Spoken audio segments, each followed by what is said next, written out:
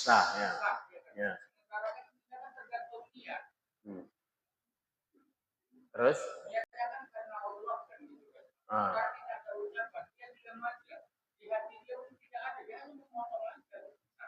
Hmm.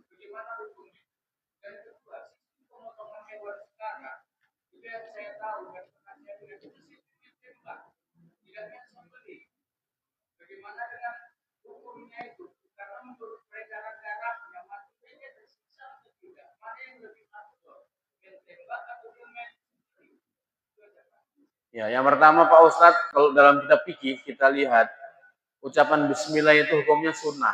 Bapak tengoklah kitab-kitab fikih itu. Muhdil Muhtad Nawawi, Al-Bajuri, Fathul Mu'in, kitab Kifatul Akhyar, kitab-kitab fikih Syafi'i. Baca Bismillah itu hukumnya sunnah, tidak wajib. Andai kata ada orang Muslim, dia motong tanpa basmalah, tapi dia Muslim dan nggak menyebut selain nama Allah, nggak menyebut dia pokok, menyebut pohon, patung, atau menyebut jembatan, atau menyebut sebuah pantai, dia mutlak diam. Bagaimana Pak Ustadz? Hukumnya sah dan halal. Kecuali kalau dia menyebutkan. Bapak tengok dalam tafsir As-Sawi, itu tafsir daripada wa ma'uhila li ghairillah, ay rafu saut li ghairillah. Jadi li ghairillah, mengangkat suara atau menyebutkan suara selain nama Allah. Contoh nih, Bapak potong kambing, sebutkan di sini kan.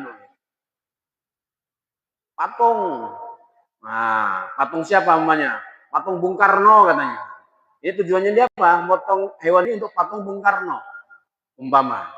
Dia ketika memotong, mengangkat suaranya selain nama Allah. Sebutkan nama Bung Karno. Bung Karno, Allahu Akbar katanya. Nah, niatnya apa ini? Untuk Bung Karno. Itulah yang dimaksud tersebut. Dalam tafsir tersebut, Rabbus Saud li ghairillah. Rabbus Saud li ghairi ismillah. Mengangkat suara ketika menyembeli nama selain Allah. Disebutkan. Beda kalau nggak menyebutkan apa-apa. Hukumnya malah halal.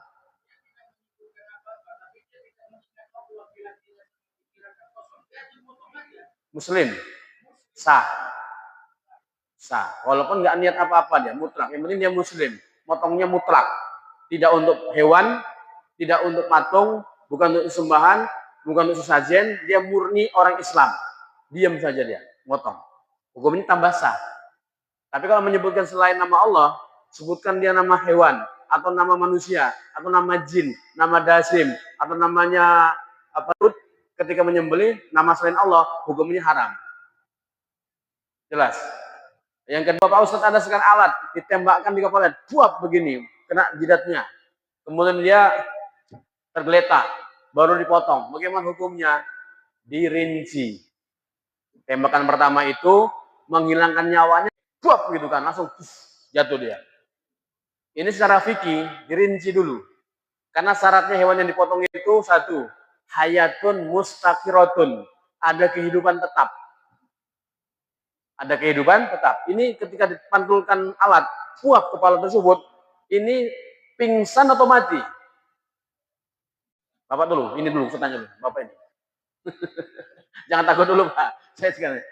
Ketika dipantulkan tembak tadi itu kepala hewan kerbau, atau sapi, atau rusa, atau misalnya mati apa pingsan?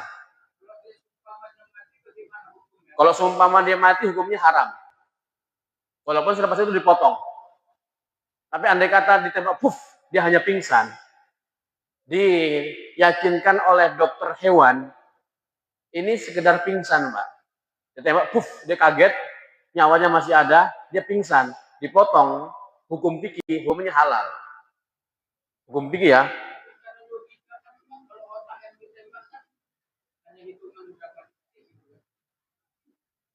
Terus?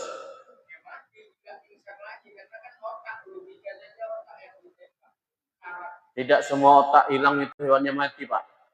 Ada juga lembu gak berotak masih hidup juga. Jadi bukan ukurannya otak. Ada lembu-lembu gak berotak masih hidup juga. Jadi begini, saya ulangi.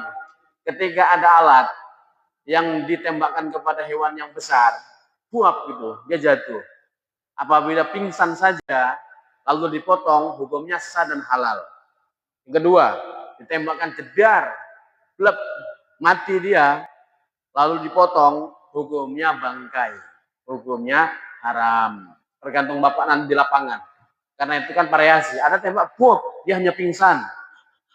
Napasnya masih ada, potong halal. Buat kecil-kecil langsung dia mati, hukumnya haram. Maka tergantung alat tersebut mematikan atau memingsankan. Kalau hanya pingsan, halal. Tapi secara hukum adab, itu namanya menyakitkan hewan. Kurang baik. Termasuk apa? Termasuk asal. Sudah dipingsankan, dibunuh lagi. Ya. Kenapa? Penyakit sakitnya dua dia. Sakit menahan tembakan di kepala, kemudian baru disembelih. Nanti kata langsung disembelih, nggak merasakan sakit di kepala tadi itu. Termasuk tidak beradab, kurang baik. Apalagi Pak tadi? Silakan.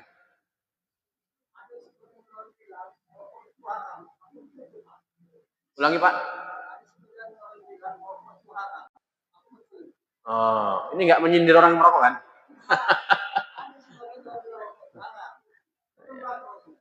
Di apa Pak? Di video Pak ini bertahu Pak. Video kan kenapa? Pertanyaannya begini Pak. Katanya ada ulama yang mengharamkan rokok katanya. Apa betul katanya? Betul? Betul. Masalah rokok terbagi dua. Ada fatwa yang haram, ada fatwa yang makruh. Kenapa? Karena dalam Quran nggak ada dibahas rokok. Dalam hadis nggak dibahas rokok. Bapak carilah mulai Al-Fatihah sampai An-Nas, Al-Baqarah sampai 30. Ada rokok dibahas sama Allah? Tak ada.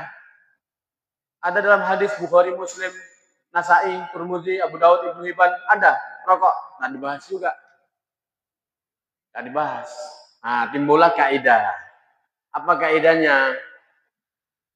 Ketika maka ada hukum. Tak sebab, maka tak ada hukum. Saya ulangi Pak. Bagaimana hukumnya makan kaca Pak? Bukan kacang, kaca. Tahu kaca? Apa kaca? Beling, kaca. Bagaimana hukumnya Pak makan kaca? Halal apa haram? Makan kaca, semprong bolong. Oh semprong. Dimakan kaca itu. Hukumnya halal apa haram? Haram. Jarkep kan, ada orang makan kaca itu. Bagaimana hukumnya Pak? Kata Bapak ini haram. Halal. Kenapa halal? Manis.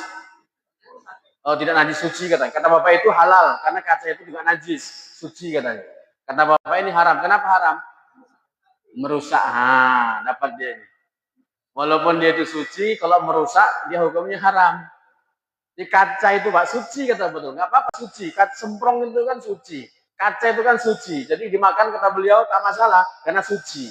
Kata Bapak ini haram. Kenapa?